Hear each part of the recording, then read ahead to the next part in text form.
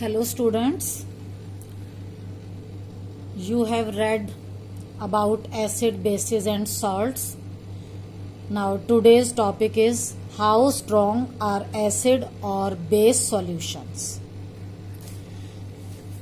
and it is in your NCERT book at 2.3, how strong are acid or base solutions, and we will also study about pH.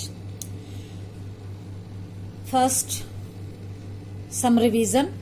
We know that acid base indicators, मतलब indicator का मतलब जो हमें indicate करें, बताएं, क्या बताएं कि कोई सब्सटेंस एसिड है या बेस है, तो उनको बोलते हैं एसिड बेस इंडिकेटर्स. तो acid base indicators are the substances that help us to identify whether the given substance, given solution is acid or a base.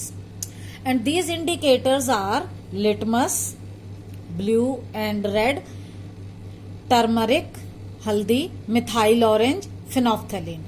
Litmus and turmeric are natural indicators and methyl orange and phenolphthalein are synthetic indicators.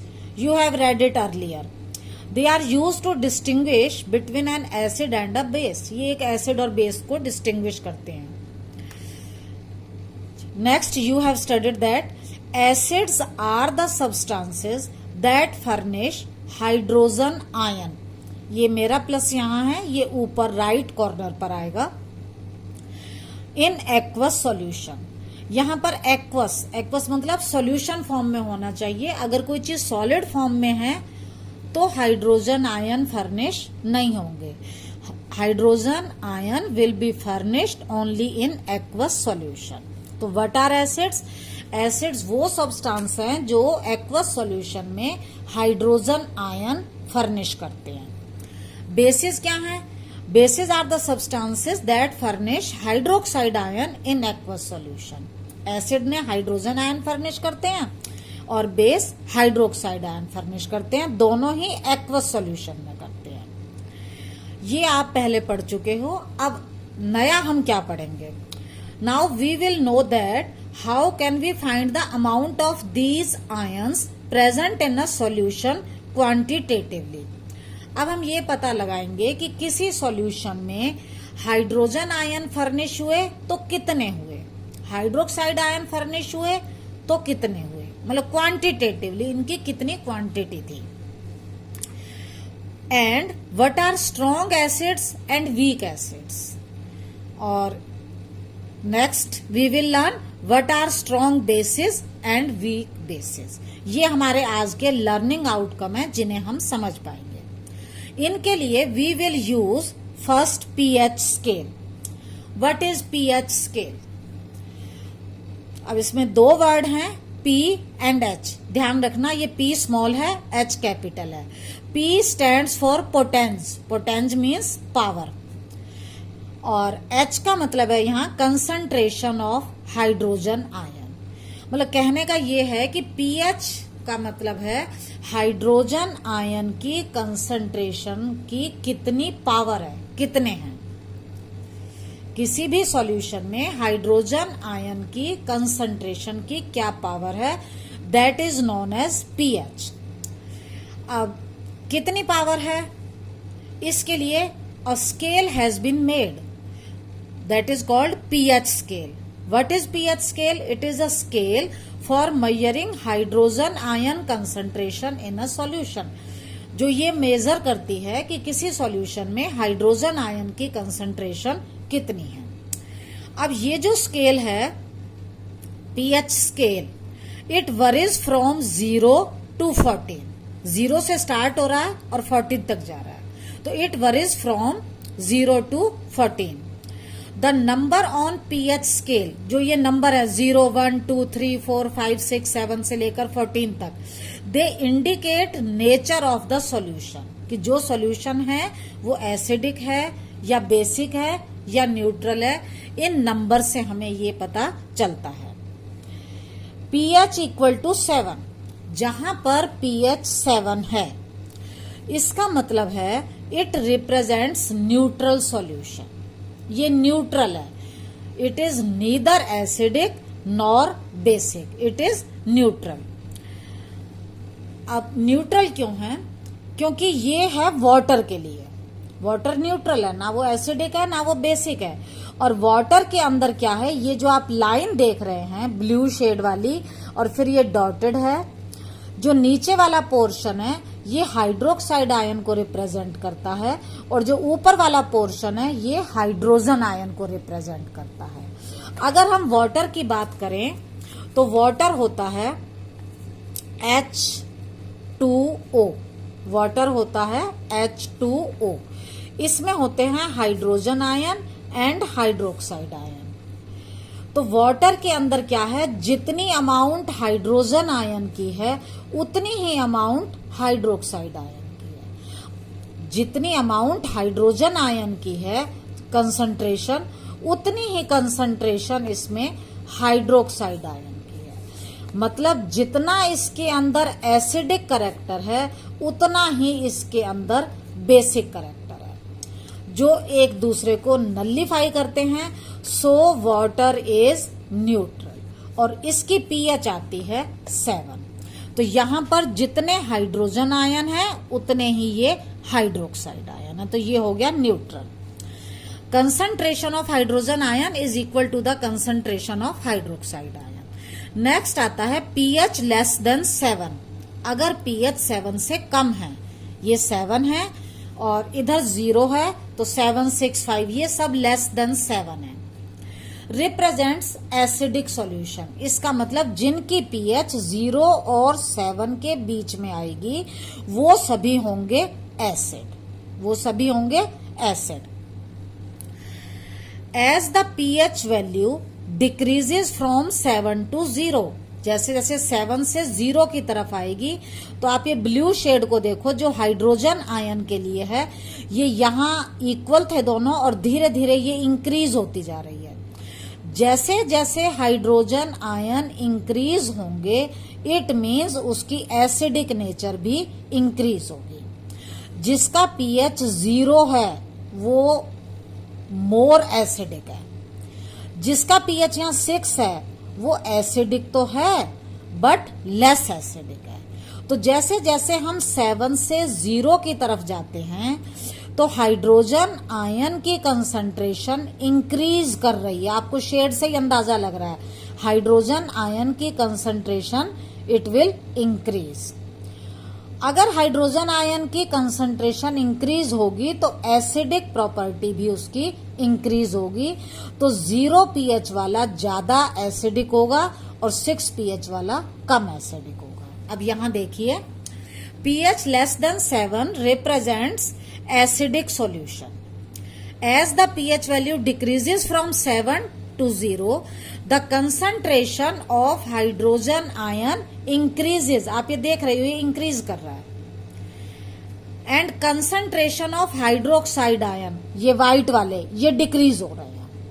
इसका मतलब basic character घट रहा है और acidic character increase हो रहा है. Is it okay?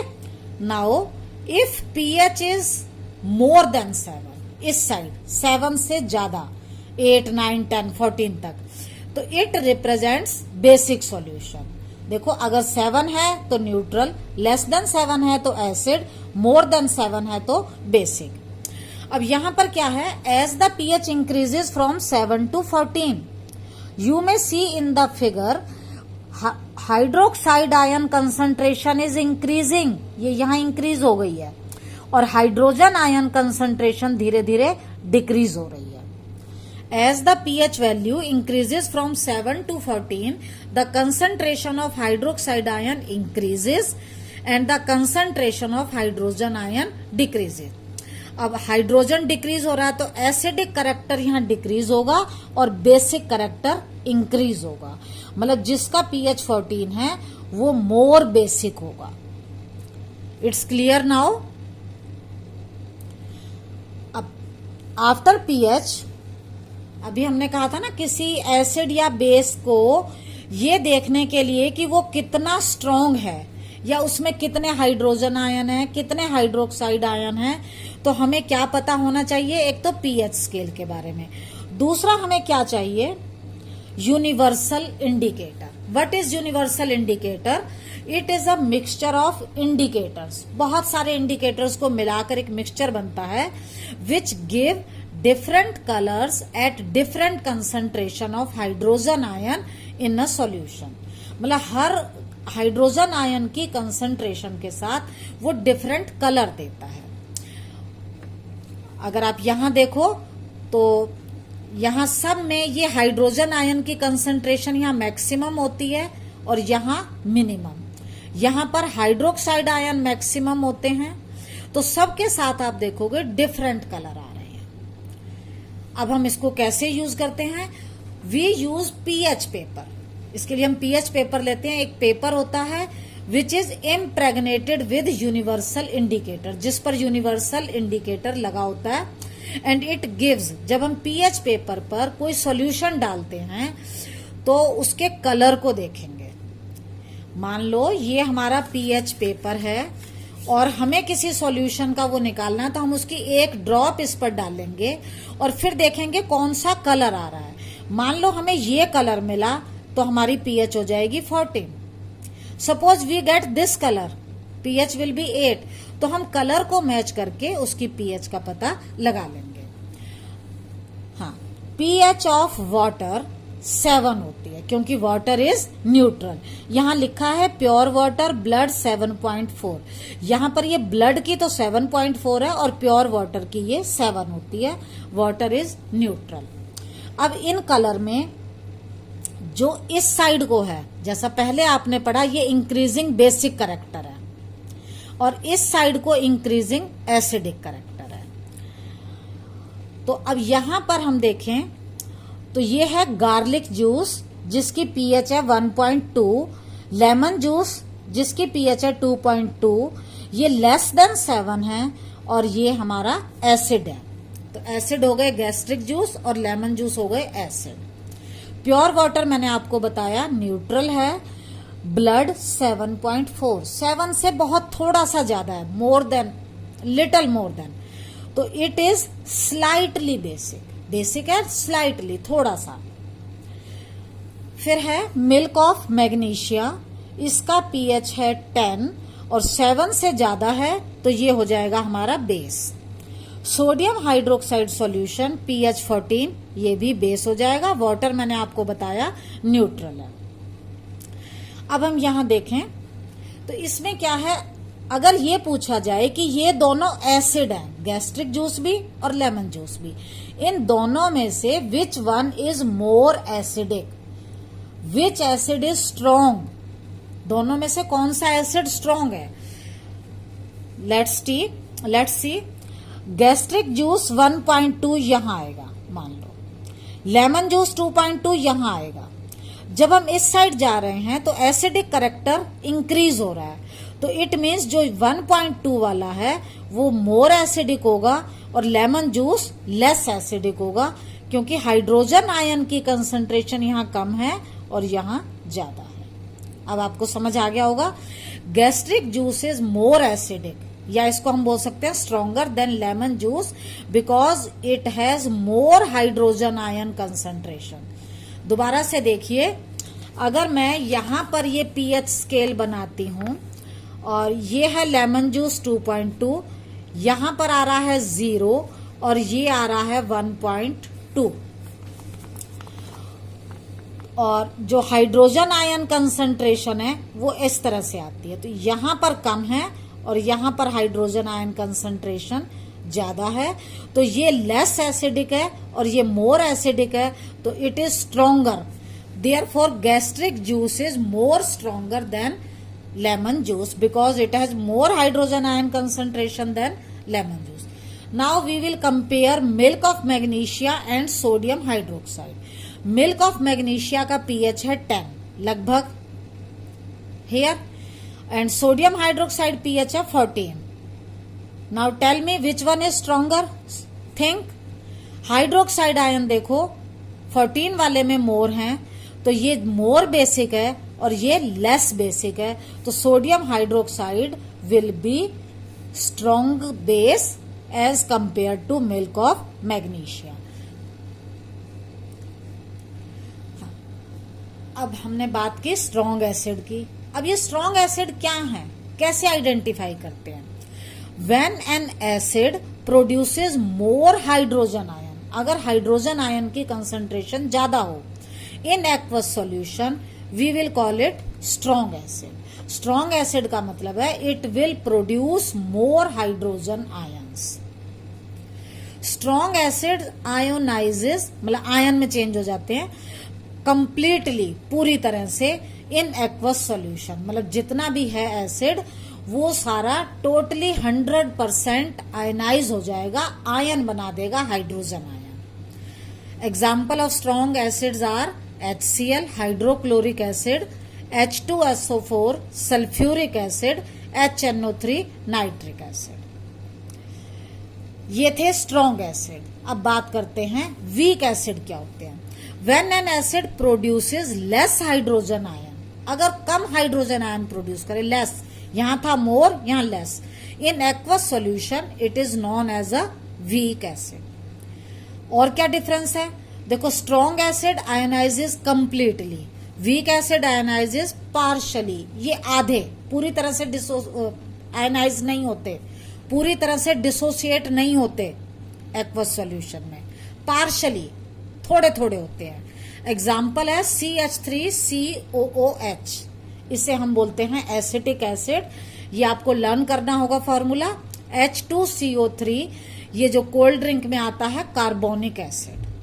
ये दोनों वीक एसिड है। देखो, आपको एक बात और पता होगी, जो स्ट्रॉन्ग एसिड है ये आपके लिए हार्मफुल हो सकते हैं टच करने में भी, जबकि कार्बोनिक एसिड कोल्ड ड्रिंक आप फटाफट पी जाते हो। क्यों? Because it is a weak acid, so not so harmful. Now we come to strong base and weak base. Similarly, when a base produces more hydroxide ion, acid में hydrogen ion, base में hydroxide ion, in aqueous solution it is known as a strong base. Strong base ionize completely, पूरी तरह से ion बना देते हैं in aqueous solution। कौन से आयन? Hydroxide ion. एग्जाम्पल हैं NaOH sodium hydroxide, KOH potassium hydroxide. When a base, अब आता है weak base, when a base produces less hydroxide ion, अगर कम हाइड्रोक्साइड आयन हो, we will call it a weak base. It will not ionize completely, it ionize partially and dissociates incompletely. Example है ammonium hydroxide. Is it okay? Now read the topic and you may solve worksheet number 11 using this. If any problem, you may discuss.